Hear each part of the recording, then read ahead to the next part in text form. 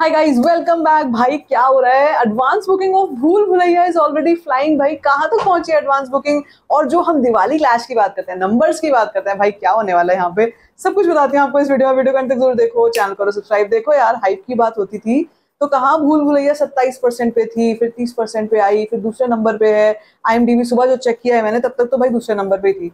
लेकिन जब advance booking की बारी आई है तो भाई भूल भुलैया इज टॉपिंग। मतलब भूल भुलैया की एडवांस बुकिंग सिंघम से ज्यादा हो चुकी है, सेम टाइम पे है। शो काउंट्स भी सिंघम से कम है। लेकिन अगर आप एडवांस बुकिंग देखोगे, नंबर देखोगे, तो आपको लगेगा भाई व्हाट जस्ट हैपेंड। बिकॉज यहाँ पर नंबर्स कुछ और कह रहे हैं और IMDb कुछ और बोल रहे हैं। क्या इसका मतलब ये है कि इन दोनों का कोई कोरिलेशन नहीं है? Well, that's a question. Because कभी कभी ऐसा होता है कि नंबर्स चेंज होने में टाइम लगता है, चेंज होते हैं। लेकिन अभी भी देखो, IMDb में आपको बता रही हूँ, भूल भुलैया 3 34% पे है, सिंघम 47% पे है। इतना बड़ा डिफरेंस है, 10% का, 11% का, बल्कि उससे ज्यादा ही। और यहाँ पर जब मैं नंबर्स देखती हूँ भाई, तो भूल भुलैया ने तो बहुत आगे की छलांग मार दी है ऑलरेडी। करोड़ का डिफरेंस तो ऑलरेडी आ चुका है। ठीक है, तो नंबर्स कहाँ तक पहुंचे हैं वो बताऊंगी। साथ साथ में पहले हम लोग ये देख लेते हैं कि कहाँ कहाँ पर ज्यादा शोज हैं। गुजरात में भाई 1100 शोज हैं।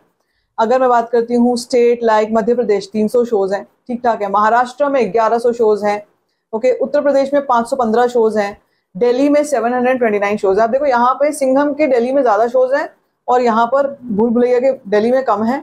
लेकिन अगर हम ओवरऑल देखते हैं तो भाई दोनों में डिफरेंस है, भूल भुलैया के शोज कम है सिंघम से। और ये तो मैंने आपको बताया था कि सिंघम डोमिनेट करेगी when it comes to the number of shows. तो नंबर ऑफ शोज यहाँ पे भूल भुलैया के हैं 5647। कितने?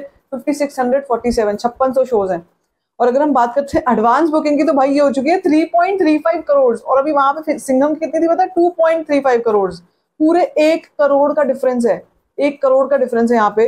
और 1 लाख टिकट्स ऑलरेडी बुक हो चुकी हैं of Bhool Bhulaiyaa 3। So as I told you know box office is dynamic, you never know. पता ही नहीं चलता कब कौन आगे निकल जाए, कौन पीछे रह जाए। क्या हम IMDb पे सोच रहे हैं, क्या हम ऑन ग्राउंड हाइप की बात कर रहे हैं, मतलब क्या इनमें कोई कोरिलेशन है या नहीं है? We really sometimes do not know. Sometimes it's so difficult to guess कि कौन सी फिल्म के पास ज्यादा नंबर आएंगे, ओपनिंग किसकी ज्यादा बड़ी लगेगी। अब ये देख के तो यार मुझे लगता है कि पहली प्रेफरेंस ऑडियंस की भूल भुलैया हो सकती है, बिकॉज ऑफ द फैक्ट, एक तो कार्तिक आर्यन ने इससे पहले जो फिल्म दी थी चंदू चैंपियन, उसका बहुत लास्टिंग इम्पैक्ट है न्यूट्रल ऑडियंस पे, कार्तिक आर्यन का। Because he is a great actor, he is a fantabulous actor, ये तो सभी लोगों को पता है। तो चाहे वो फिल्म बॉक्स ऑफिस पे नहीं कर पाई, लेकिन जब लोगों ने OTT पे देखी है तो भाई लोगों को समझ में आया कि ये तो बहुत ही जबरदस्त एक्टर है। और पहले भी ऐसा हो चुका है कार्तिक की फिल्मों के साथ कि जो बॉक्स ऑफिस पे काम नहीं करती, वो OTT पे लोग बहुत तारीफ करते हैं उसकी।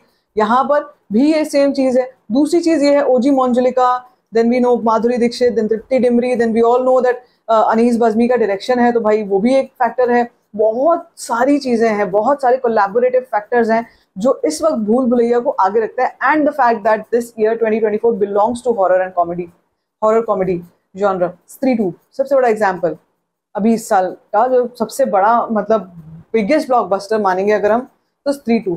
एंड वो भी तब जब स्टारकास्ट कोई ऐसी नहीं थी भूल भुलैया वाली, ना कोई इतना बड़ा ब्रांड था भूल भुलैया वाला। Bhool Bhulaiyaa is the biggest I think brand in horror comedies. So I believe that this film is going to be the first choice. लेकिन अब सब कुछ, everything boils down to the content.